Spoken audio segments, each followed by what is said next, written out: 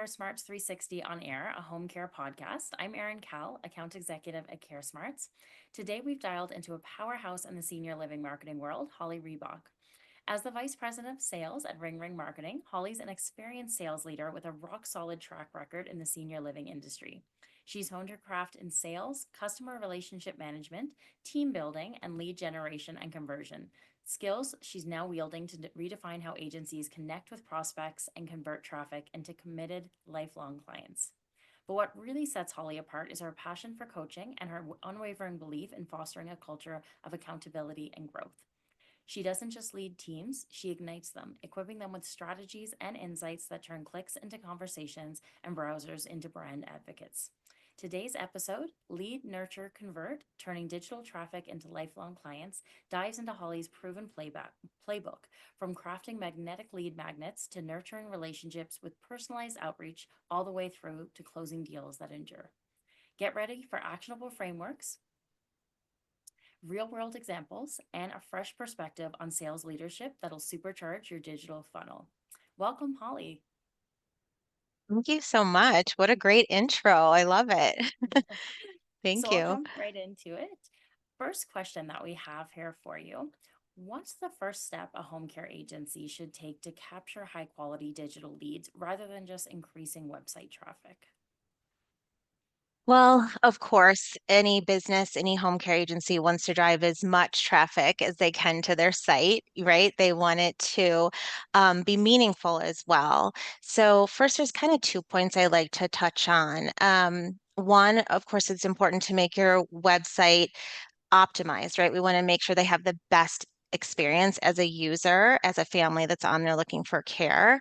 And then, second, and this is very important, is what happens when that traffic shows up and all the traffic's on there, and they do show interest, what happens then? So, to start, I would say having that clear trust building website. You want to have a great user experience, and that starts on your homepage. That's right there. That's really your um, kind of like the curb appeal of your business online. And so having your phone number, call to actions that are right there for that user to easily navigate.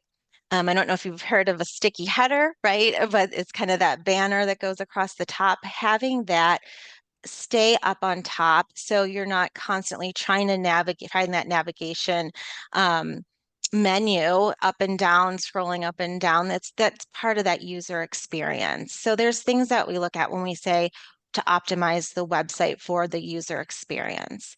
And then, of course, that trust building, having testimonials, having your reviews present. You want to build trust with your potential clients and their families, and people want to see real people. Video is gold. We always say that to our clients, have those videos, have real videos of you, the owner, your employees, have stories shared on your website.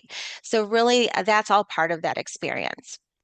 And then to speak to, most importantly, what happens after that traffic is there.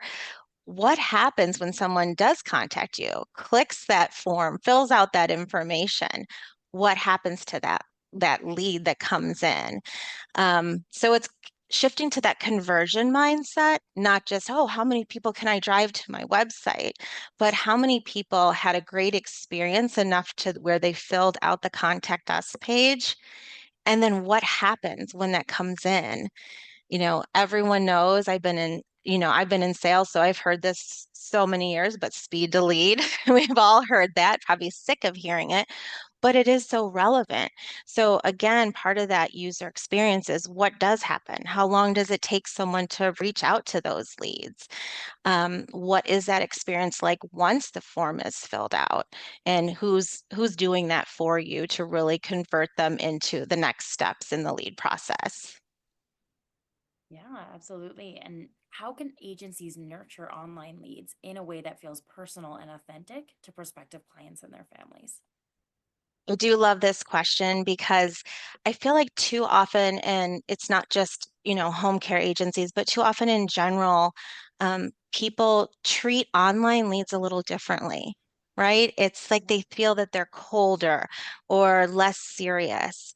Um, of course, we love word of mouth referrals, of course, and those do tend to convert. I mean, it's in the numbers, they do convert higher. But why aren't the online leads converting? And why aren't they taken sometimes as serious as the in-person referral leads? But the truth is really looking at these leads as families. They're not just leads, right? They're people, they're families. No one gets up in the morning and says, well, I'll just randomly reach out and fill out a contact us form on a home care website. They're doing it because they're either immediately needing services or looking for future. So it's not just for fun. So I really think just they deserve the same level of attention as any other lead or referral that comes in. Um, that human interaction, very timely. Of course, there's lead automations that can be set up, and most people do it with their CRMs. But having the lead automations does not negate having that personal connection to where the sales team or the agency owner or marketing person is reaching out immediately, making that call to follow up. Yeah, that's a really good point. And you mentioned CRM. What CRM strategies or tools do you recommend for tracking interactions and ensuring no lead slips through the cracks in the long sales cycle that's typical of home care? Great question. So choosing the right CRM, choosing one that's really built for your business and the way that you're going to use it.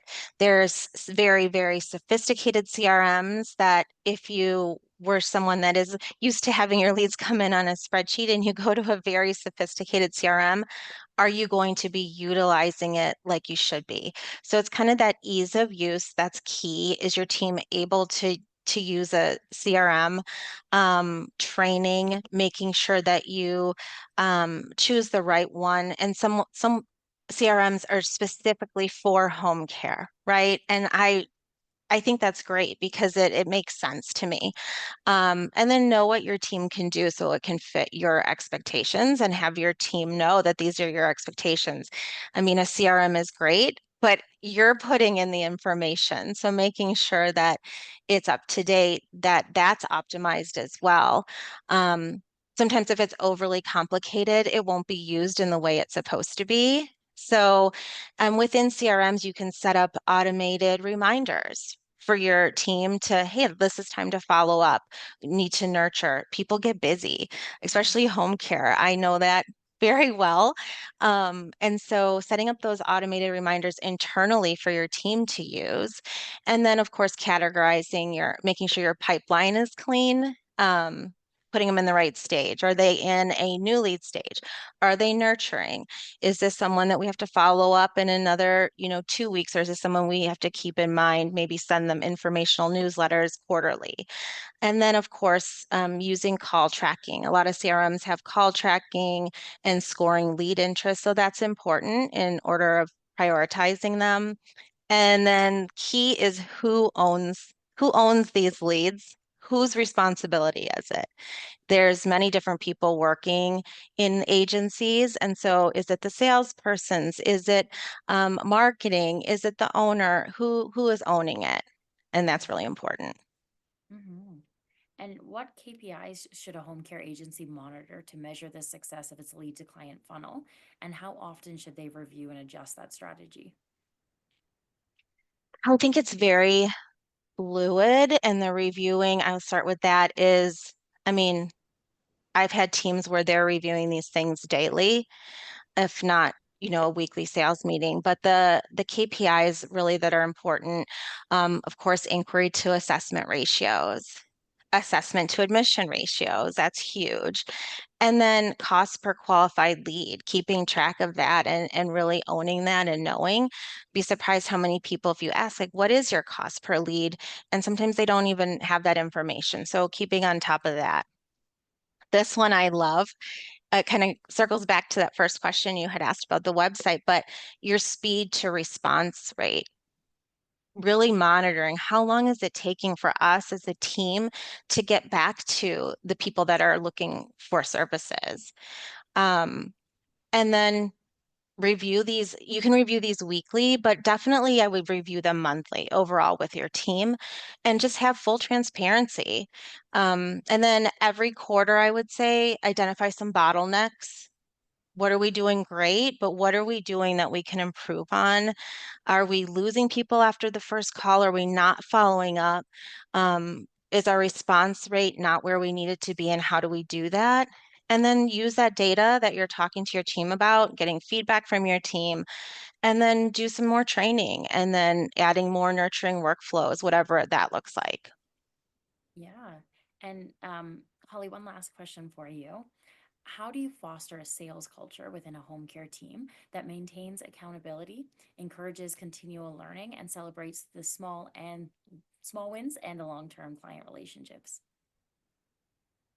I think this is my favorite question because I can speak on just with my background. I never wanted to be in sales. That is not what I set out to do. And I know I'm the vice president of sales, so that's kind of strange to hear, but I didn't set out to be in sales. I wanted to help seniors. Mhm. My first job ever was a sales counselor at a retirement community. I think I was 24 at the time. I came in thinking I was interviewing because I love seniors. I thought I was going to be an activities assistant. And that executive director said, "No, you're going to be a sales counselor." I said, "I do not want to be in sales." And she said, if you love seniors and you want to help seniors, then you want to be in sales.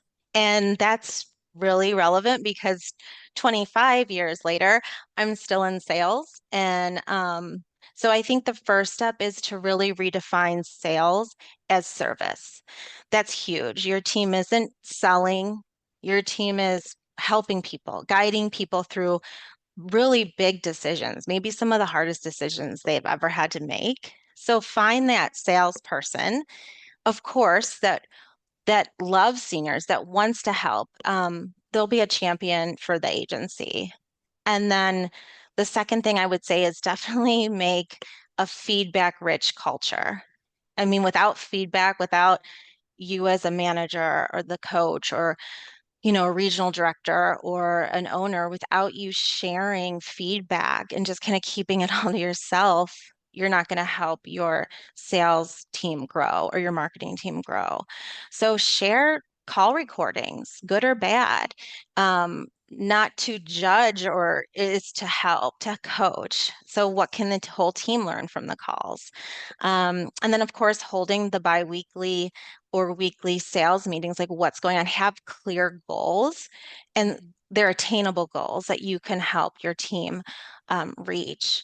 And then have those KPIs in place. Everybody in the company should know the KPIs, not just the owner or not just the salesperson, and how we're going to get there as a team.